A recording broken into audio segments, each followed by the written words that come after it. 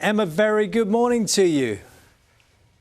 Good morning. Thank you for having me on. Well, look, it's an absolute delight to speak to you. Can I just officially say it on behalf of BBC Breakfast and all the people watching you this morning, a massive congratulations on your extraordinary achievement. Thank you very much. I have to ask this question. Has it fully sunk in yet? Because I think we're talking to you at home and I'm looking at all the cups behind you, which is a sort of marker about where you've been in the past. Has it sort of sunk in when you're around loved ones, just the scale of what's happened in such a short space of time? Yeah, I think it's gradually becoming and sinking in a bit more because last night I actually just rewatched the final and tried to relive a couple of the moments and remember how it felt. So it is sinking in a little bit more, but it's still such a whirlwind of an experience. I've loved every moment of it, but it is something that's very difficult to fully comprehend. Emma, I'm fascinated. Morning, by the way, it's Naga. I'm fascinated by the fact that you watched the final. So tell me, when you were watching it, did you have butterflies, even though you knew what happened, did you have butterflies in your stomach, or were you kind of looking at it quite forensically, or were you taking in the crowds? What were you feeling and thinking?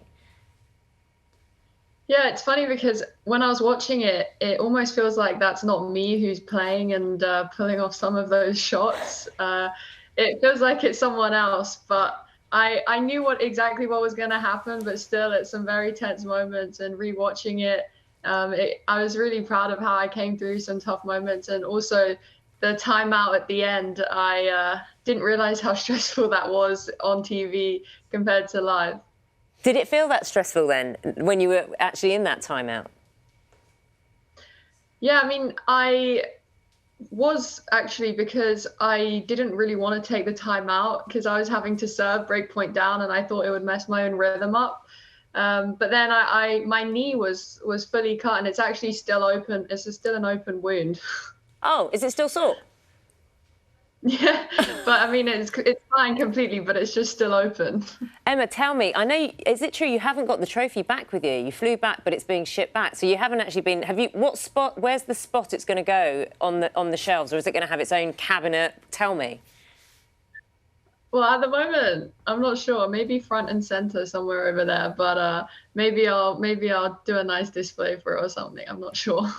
Emma, just talk us through a few things here, because there was a moment in time, Saturday night, when you were playing a final. A lot of people in this country, frankly, everything came to a standstill. Everything stopped, and they literally set the clocks, get in front of the TV, sit on the sofa, and see an extraordinary thing happen. And there were people drawn to it who weren't necessarily tennis fans, who bought into your story, your approach. Can you give us a little bit of an insight into how your mindset worked? You're able to smile but concentrate. You're able to be focused but love the moment. Can you just give us a little thought process? Because everyone wants a bit of that. Yeah, I mean, it means a lot. So thank you to everyone who watched and supported and sent me some really kind messages. But I would say that the most important thing was for me to stay relaxed and in the moment, because there was a lot at stake in the final, and it's just very important not to get ahead of yourself and to treat each point one at a time. And I think that's what I managed to do very well. Before the match, I was nervous. I felt like something wasn't quite right. Something felt a little bit off, but I couldn't put my finger on what that was. And I think that's just usual nerves because of the occasion. But then once I got onto the court, I felt like it was almost any other match. I just treated it point for point and went about my business as usual, and was just trying to focus on my craft, my plan, and what I was going to try and execute. Well, that ties in really nicely, Emma, because we've been talking to some young people, young tennis players. I know you weren't there that long ago, who have a few questions for you. Now, Tiana was obviously watching the match and is inspired by you. We're going to play her question and see how you respond. Hi, Emma. What age were you when you started tennis? Well, that was actually Ava, so we'll get that one answered first then. I was 5 years old when I started playing tennis. I started tennis along with many other sports, which I actually think helped me develop a lot of motor skills and my coordination in general. And as I got a little bit older, I had to commit to one sport because tennis was taking up the weekends with all the tournaments. But I would say playing many other sports and just throwing yourself into different activities helped in a lot of aspects of tennis, but also growing up. Emma, you'll know this. Young people ask questions that maybe we're not allowed to. So this one is from Tiana. So hopefully you can hear this one all right. Have a listen. Hi Emma, I just wanted to ask, how did you manage the stress to be the last Brit in the US Open and get to the final, to be able to have the opportunity to win? I personally didn't feel any stress. I was just having a lot of fun out there, and I think that's what helped because I wasn't thinking at all about anything that was out of my control or that was going on off the court. I was just really focusing in on my matches and what I was trying to achieve. And I think that's probably the key that helped me have the run I have, because I wasn't distracted. I was just focusing on what I had to do, and I executed. OK, yes, you definitely did. So, Emma, fast forward a little bit. So you've won the match and it's starting to sink in, and then you've got a few days in New York. Now, there were some extraordinary moments. I've seen a few of the pictures. There was one of you with a billboard of yourself. And I mean, what are those moments like? And you were meeting some extraordinary people. Yeah, it was pretty amazing. I think after the final, it was a really nice moment. I just shared it with my close team back at the hotel, and on the way to the hotel after winning and leaving the club, there was sort of a party bus going on in a Sprinter van with a lot of music, good tunes, and we were all just singing along.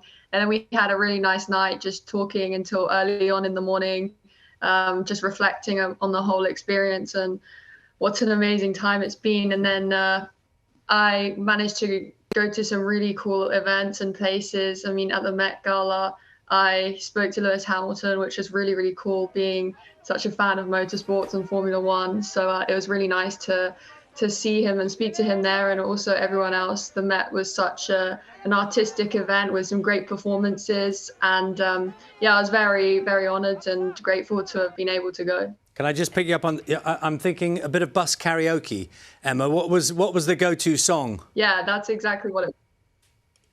Well, we had to replay a Sweet Caroline in there, and some great voices, and Mr. Brightside. Oh, good tune. Very, very good tune. So, Emma, I'm fascinated. What was the highlight? And of course, I'll tell you what, let's get this question, because this leads into my question as well. This is from Elias. Hi Emma, I'm just wondering, what will you spend your prize money on? I tell you what, they're blunt, aren't they? You can't avoid those questions from children.